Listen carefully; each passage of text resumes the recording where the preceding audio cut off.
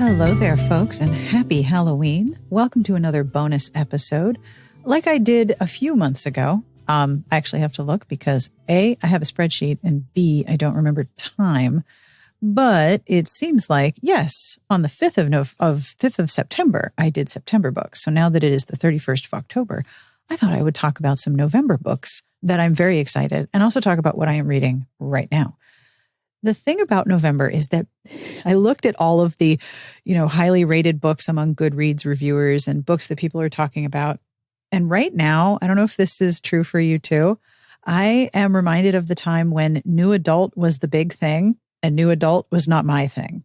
There are so many books that are like really exciting and people are so excited for them, and they are not for me.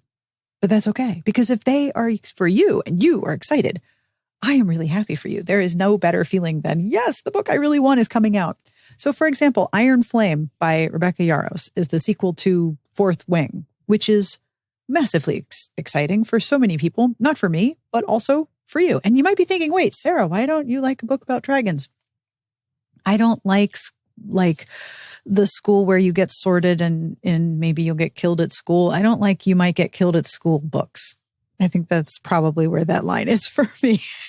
I don't like you might get killed at school books. Yeah, that's the line. So if you are super excited about this, I am super happy for you. Other books that are coming out in November that are going to get a lot of attention.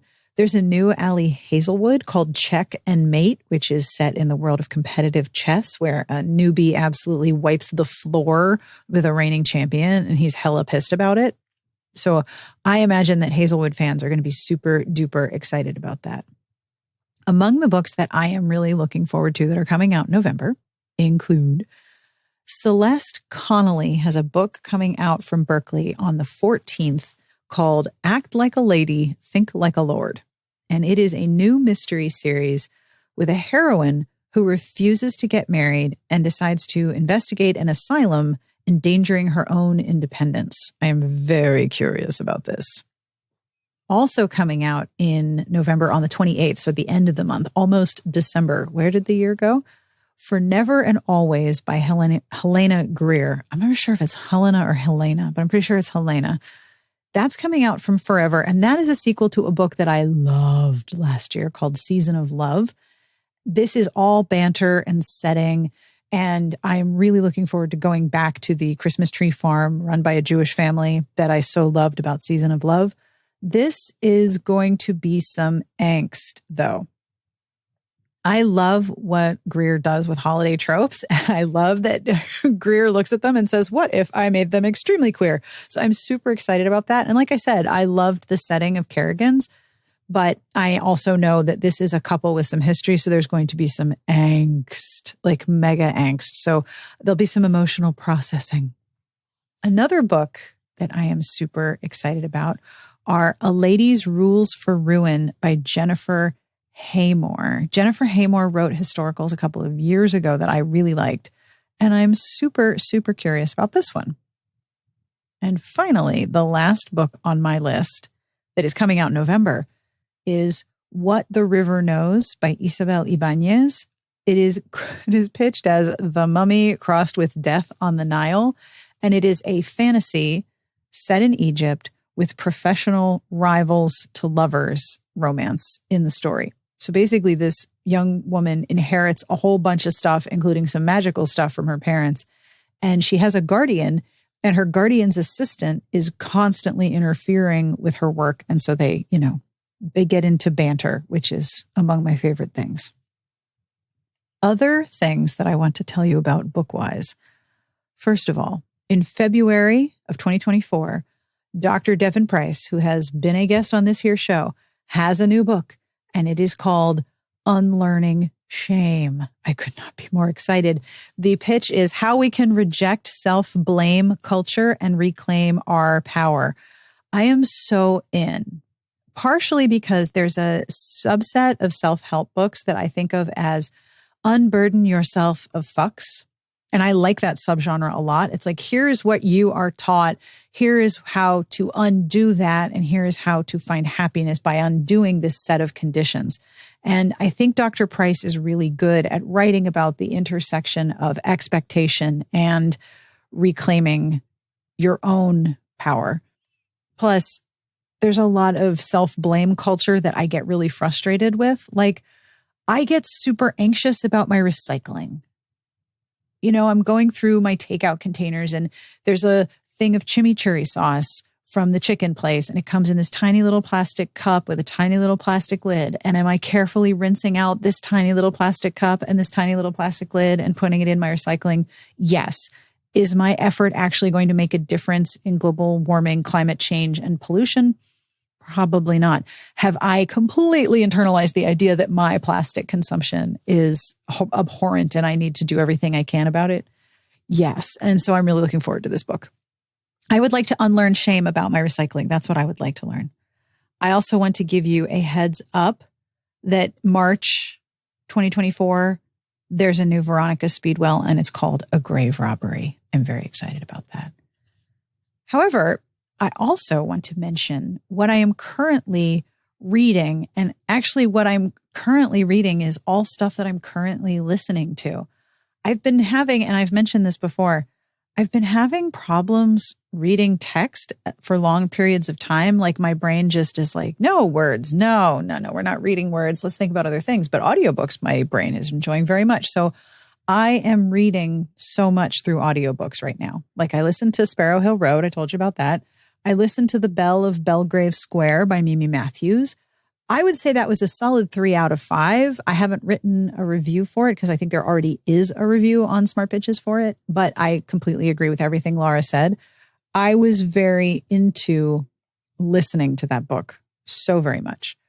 I tried to listen to The Blonde Identity by Allie Carter, and that had 2 narrators, and I kind of struggled with how heroine narrator from the chapters from the heroine's perspective was very funny and silly and sly and very smart and sort of had a sort of crackling quality to the voice. But the narrator for the hero point of view chapters, he just had one note, and that note was, I am the most intense spy who has ever intensified my spying. Like he's super intense. And I just could not get on board with that part of the narration. Dual narrators are a struggle for me. What I find most difficult is how they choose to interpret each other's characters when they're super far apart. But the story was pretty great. It doesn't resolve all of the story. I think there's probably going to be a sequel. But that was one thing that I tried recently. I listened to By Winter's Light by Stephanie Lawrence.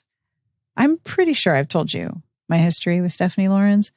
So I love Devil's Bride. I've probably read Devil's Bride 20 to 30 times. I have it in paperback. I keep it in a special place. It's the one with the step back where Honoria's hair is just this giant cloud of curls and Devil has like really straight hair mullet and they're like, there's wind.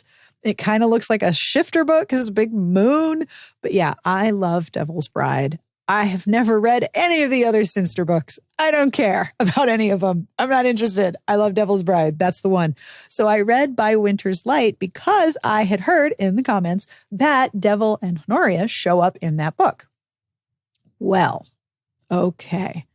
First of all, I listened to By Winter's Light at 2.5 speed because that was the speed at which my brain could tolerate the over detail.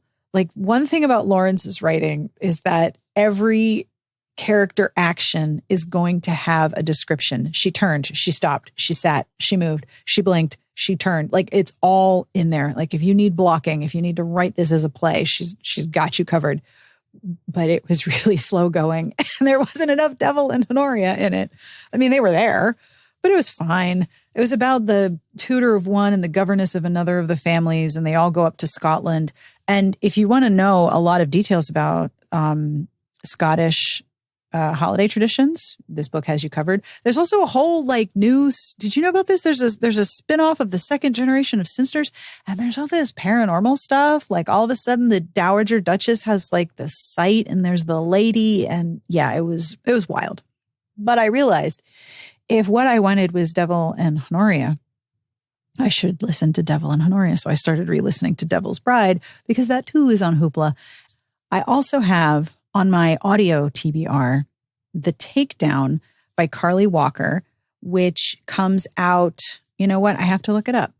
Came out on October 3rd. That one is about a covert operative who goes to a family wedding because she thinks that her sister's fiance is up to no good and she's going to prove it. But the sister's fiance has a bodyguard and the bodyguard is into her or she's into him.